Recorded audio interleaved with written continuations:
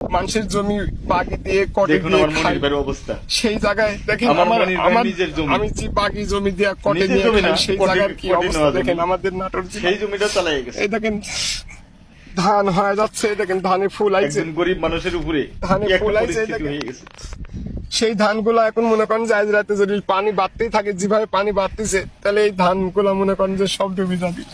ডুবে গেলে যে টাকা পয়সা খরচ করেছি মনে করেন যে সবগুলা লস হয়ে যাবে। এই যে সাদা যে দেখতেছেন পানি উঠছে, যে পোকামাকড় গুলা কিভাবে মনে করেন যে উপরে একটু বাইচে থাকার জন্য কিরম আপ্রাণ চেষ্টা করতেছে। তাই এই গরিব মানুষ, আমি কিছু করার মতন নাই, আমি সেই রকম গরিব। এখন আমার এখানে আমি কিচ্ছুই করতে পারবো না, বুঝতে পারছেন? এখানে দেখেন কি রকম অবস্থা হয়ে গেছে, লাগানি ধানগুলো আপনি এই দেখেন, ছাগল নিয়ে তারা কি অবস্থা, বাচ্চা মা বোন নিয়ে ভাইরা মিলে কি যে করতেছে আল্লাহ ছাড়া।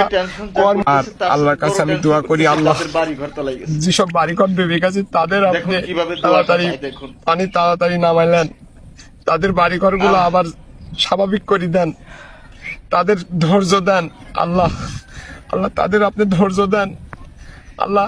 যেসব ভাইজানেরা খাবার বিতরণ করতেছে তাদেরকেও আপনি ধৈর্য দেন, তাদের